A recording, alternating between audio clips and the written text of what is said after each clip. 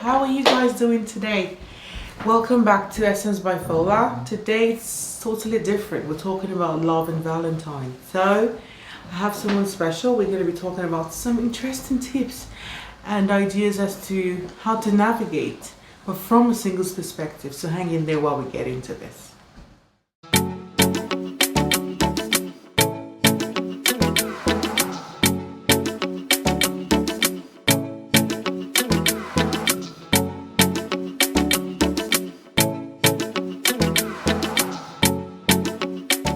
Hello you, yes, I mean you. You are special and you're valued. And today we have Dominic, so welcome.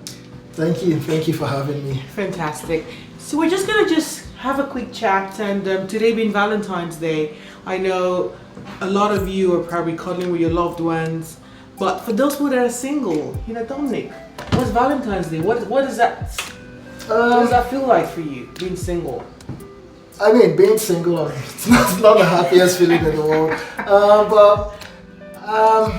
I get to, I see a lot of my friends, a lot of people who are, in relationships, and it feels good. But I think for me, like it makes me sort of just appreciate where I am. I'm happy and with life, but also I know, it's a lot of time. Things will happen, and there's so many other Valentine's days, to be had and to have fun with them.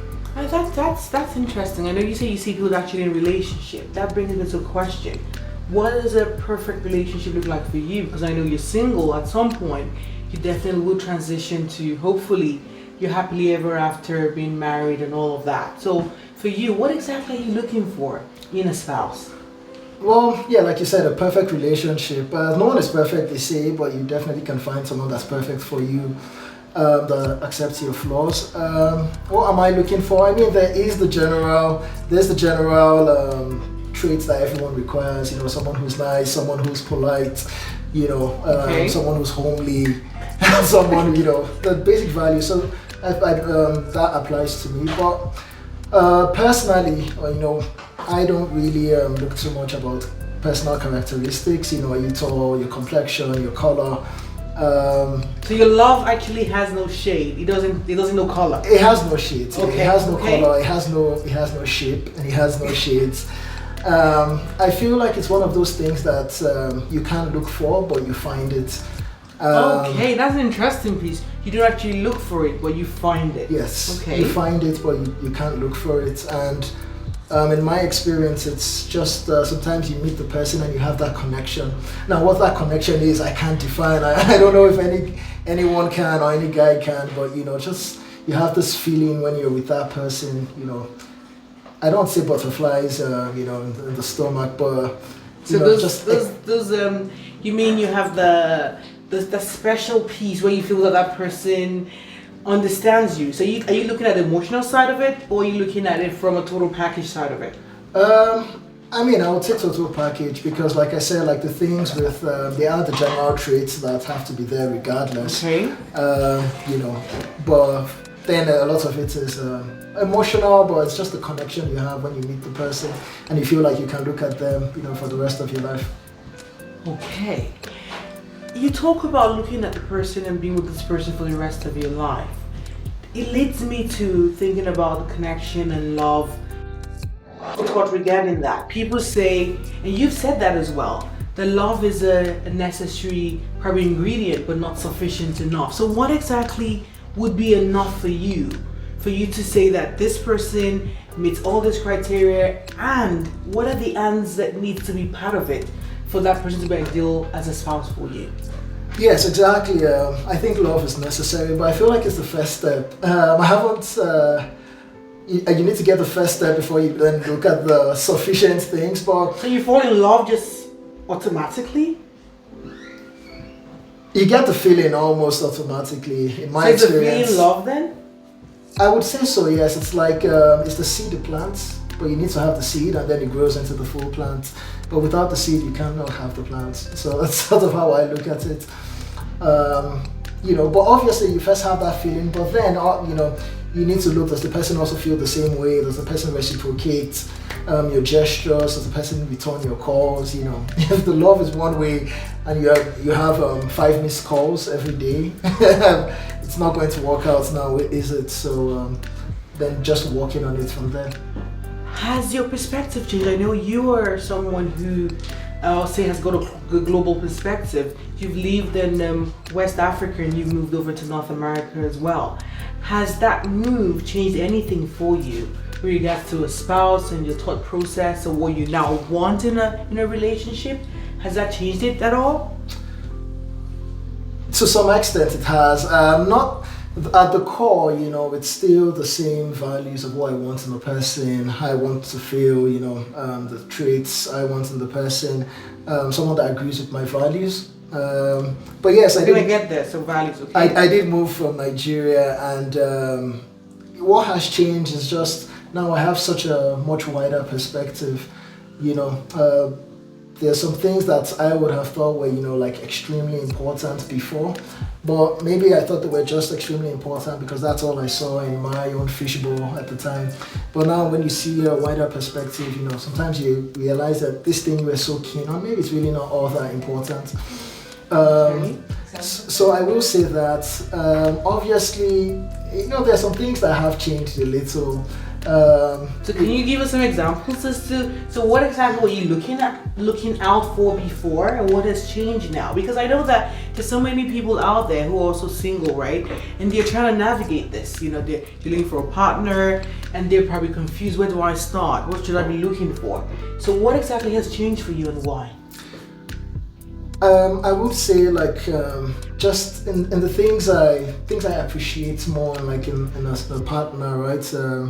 In the lady, just having been through new experiences now and done, you know, started working in life. You know, before I wouldn't maybe necessarily have thought about sort of like the professional angle of the lady as much, you know, what sorts of career choices does she look at, what are her goals in life, because then I was a lot younger, and you're 20 and 21, does the person like you? Yeah, do you like her? That's about it.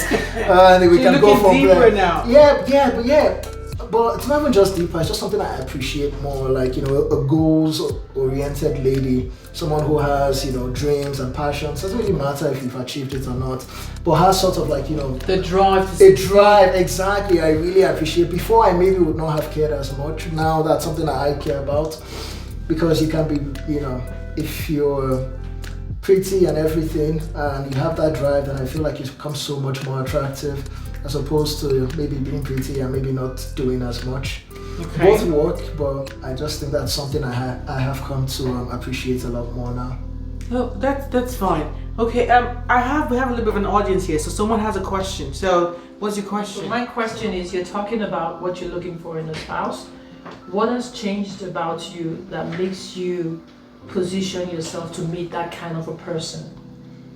Well, I mean, how have you improved yourself? Like, you have to bring your best self forward, to right? the table. Because you expect that from the person you want to interact with. So what have you done, and what were you before, and where are you now? Yes, that is true. I have not changed, but I feel like I have. You've grown? Grown for sure. Then I was in my early 20s, just out of university. I had a bachelor's degree. You know, had an internship kind of job, and then I moved. You know, I did a master's degree here, and then I started working, and now I've been in the professional space. You know, so I meet a lot of people, have a lot of discussions. And what has changed in me, just apart from knowing more and being more aware of what the professional life is like, there are things that I have become passionate about, even outside work, that I put a lot of time and energy into learning a lot of different things, even learning about history, Black history in North America. It's very different from, you know, African history. That's right. Learning more about that, you know, political systems, and even technology, right? New skills I have gained. That's and so right. There are lots of things that I have looked to improve, and I feel like, you know, will serve me in good stead to move forward in life and in career. So those are some of the reasons why I sort of appreciate people who have that drive, and I feel like, you know, together we can, you know, go build that kingdom. All right, I think that's a good point, and you actually brought into play the different perspective, and I'll bring culture in. How has the culture of North America, how has that shaped will I be your ideal kind of spouse? Has that changed it in any way, or is it a matter, as you said, goals, and is it just purely goals driven at this point, or are you looking at a lot more, something more different? Is it now brother? I would say yes and no, or yes in opposite directions. One way that it has changed, sometimes it's not always about like having more options or like looking more. Sometimes also appreciating what you have. One of the things I think I always took for granted before is compatibility. Because back then in Nigeria, like we're all in Nigeria, it's not much difference. We pretty much maybe see things in the same way. Of course, there are some differences. But now you realize you can meet people that, you think you like, and then, shortly after you realize that you have some very hardcore differences just in the way you see life or the way you view things that are important, just due to different upbringings. So it has made me appreciate, compatibility a bit more. But at the same time, it's also allowed me to like broaden my horizon. And like I said, things that I might have been so fixated on before, thinking were like, so important, I realized, they're not necessarily that important. There are other views that are also just as valid, and there are other people that have those same views. So I appreciate that now. So it's made me appreciate what I have. It's also allowed me to appreciate what other people have, and I feel like those are two things that have changed a bit. I think that's great, and because when I think about the cultures and we think about West Africa, we look at Europe as well. There's so many little nuances, right, that comes to play. But as a person, everyone always wants different things. As I said, there's never one size fits all. But what would you say are your deal breakers?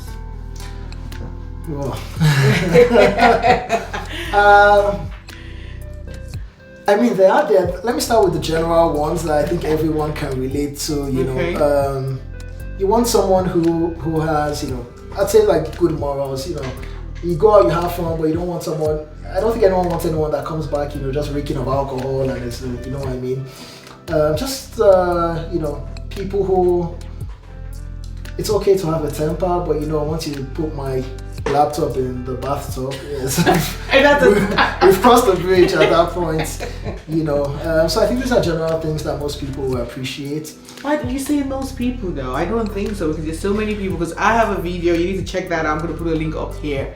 When it comes to relationships and things you should be watching out for.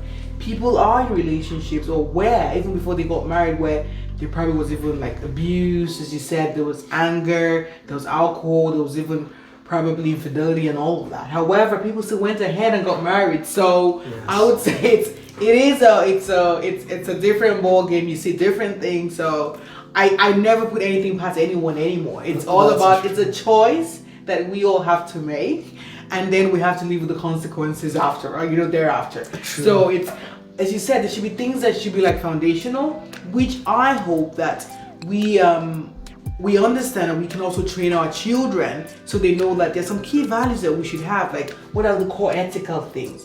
However, there's nothing that is normal anymore, so we just need to always set the standards for ourselves. So when we spoke about, I'm like, okay, so sorry for calling you. No, for sure. I would say though, even though people do, are in relationships with things like that, I believe everyone, if they had the chance, they would rather not. Like if you're in a relationship where there's been some abuse or some drinking problems. Really? You don't think everyone has a choice when you're single? Well, I mean, love is a funny thing, right? You get into it sometimes and you're drowning, but you can't really come out. But if you had the choice, I'm sure everyone would say, yeah, I wish you didn't do that. I wish he wasn't unfaithful. So is that love then? Because I see love from a totally different angle. I know you said love is it's a necessary piece, but it's not all encompassing. Because I feel it is. Because to me, when you love, everything comes with it. When you love, you're gonna listen. When you love, you're gonna put your spouse first. When you really love the person, you're gonna unlearn those habits that are actually not healthy for you. So you know what I mean? So it's interesting. However, the different schools of thought and whatever opinions you have, I appreciate that and I appreciate you. But I believe that if a person loves you, the person will accept you. That's one. However, things that are not right or the other person's not comfortable with, they will be willing to change. And if they're not willing to, then maybe my bridge you're not willing to cross. That's my own view, because Yes, that is true, but and I guess that would be ideal, but we're not ideal. Like for example, I hear people say, he loves me, but he just doesn't respect me. Okay, so you have things like that. Then that's why love is like, we can say love. Yeah, love is so different for everyone. Okay. Someone in my audience wants to say something. Okay, what's your point of view? Okay. So mine's my personal opinion. Okay. Okay. A lot of people say love can't be held. I think love it's not a feeling per se. I believe love is commitment. It's a decision you make. When you say you love a person, people are not perfect. They come with all kinds of baggage. Are you willing to walk through it? Relationships are not made because you expect everything to go well. That's the wrong basis to start a relationship. It's not whether you fight or not. It's how you fight. It's how you walk through your problems. So having said that, I have a question for you, Dominic. Sure. Conflict will always arise when you have two people from different backgrounds. Two people from even the same home can have different views on life. So how would you manage conflict with a person that doesn't necessarily have the same background as you have, that doesn't necessarily come from your culture? Because from what I've heard you say, your views on what you're looking for, you are looking at things globally. You are not looking at things localized, like saying, I have to marry from my home country. So that brings other challenges, right? How would you resolve conflicts in that kind of a situation? I do agree with what you say about love also being a decision. I think maybe this is where the engineering comes out of me. Yeah. And you hear what they call like the wave-particle duality, where they say everything is a particle, is an instant in time, but it's also a wave, which is a continuum through time. So I think you have the love, but also you need to work on it and then decide at the point that we are in love and then make that commitment that you talk about. So how do I resolve conflict? I think the most important thing, first of all, is to maybe put your ego aside a little bit, But I do think that when you have the love in the relationship, when you really feel, that gives you almost like an extra, the extra impetus to put it aside, to decide that, maybe I was wrong or maybe she was wrong. It really doesn't matter. We can still talk about it. And I think if you put your ego aside and you communicate, if the other person loves you, I think you're 80% of the way there.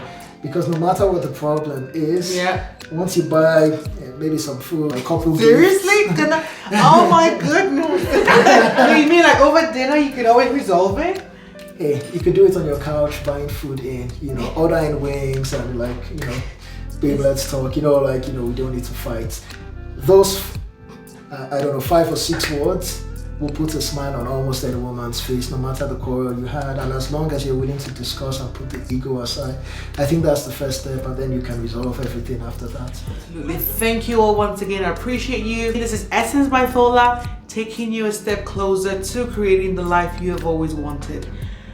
Don't forget to like this video, subscribe, and share this with a friend. This could just be a conversation that could change the perspective of someone out there. So do that and have yourself a good one. For now, remember, keep pursuing your dreams because nothing really is impossible. Have yourself a good day.